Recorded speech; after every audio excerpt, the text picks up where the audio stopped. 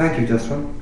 Now I'll be briefing you about our business model, underlying magic, marketing strategy and sales, and finally, we'll be showing you as to how the competition has panned out at the end of the quarter. Firstly, the business model. As mentioned earlier, we are going to generate revenues from three basic segments which we have entered up till now. That is the traveler, the workhorse, and the innovator. Future. As far as the future is concerned, we will be also entering into the Mercedes segment once our R&D is fully functional. Our performance is going to be evaluated based on the amount of revenue we generate. Of course, as an organization, we are here to make money. At the same time, we want to make sure that our customers remain loyal, keeping them happy with our products. We want them to come back to us in future. Given the number of competitors and the fact that it is very easy to be a fast follower in this industry, we have a realistic target to capture around 45 to 50% of the entire market in the next 4 years. This part would be discussed in greater detail in the second half of the presentation. The current market share at the end of the first year stands at 30%. Our business model is very scalable. As far as the business model is concerned, the demand is going to increase each year. The production cost per unit decreases as the number of units sold increases, and hence there is a greater potential to have a huge profits. Coming down to the second slide, which is nothing but underlying magic. What are the four factors which makes Crackerjack a very good competitor? The first one is the strategic brand management. Our brands, Mustang, Nova, Travelex, were designed keeping in mind the customer needs and wants.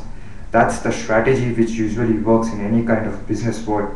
After a huge amount of consumer survey and putting a lot of thinking behind the features which were included in the brands, we came up with three brands which were according to the customer's liking. Coming on to the second point, that is the experience sales channel. Our salespeople are well trained to have a good amount of products in every region, whether it is Europe or Canada. Our salespeople were expected to sell around 60 units per head, but amazingly, at the end of the fourth quarter, our salespeople were able to sell a staggering 109 units per person. Coming on to the third point, that is sagacious advertising. As far as advertising is concerned, two crucial factors are taken into account. One is the consumer's buying style, and second is the use pattern. Also, we have made an effort to run multiple ads for the same brand in different regions just to make sure that we are treating every region differently when it comes to advertising.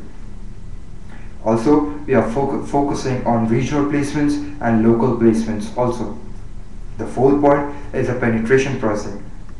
The most crucial factor when it comes in market share is beating the competitor in pricing. We call it penetration pricing.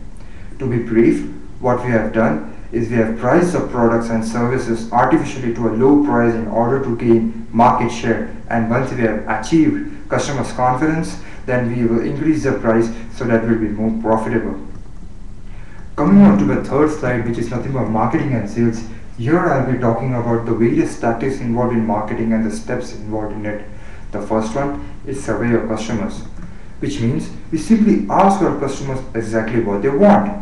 It is so easy these days to apply a survey that questions your customers, and then you adapt your business to give your customers exactly what they desire. When you give them exactly what they want, your sales increase. The second point is identifying your target market. Developing a strong marketing strategy will ensure that your product or service is visible in the marketplace, and as a result is seen by your target market. Identifying a target market is something an industry should do before even considering and outlining a marketing strategy. As far as our case is concerned, we entered with innovator and workers in quarter 3, and with much better knowledge, we entered into traveler in quarter 4. The next point is nothing but determining your market position. Once you identify, as far as the market position is concerned, it really boils down to one question. Do you want to position a product or service as a high-end, or would you rather position offering as a budget alternative to your competitor's product or service? Here, we have two markets at the extreme ends, the cost cutters and Mercedes. and companies will enter into it depending upon their comfortability and profitability. Next one is setting up a marketing budget.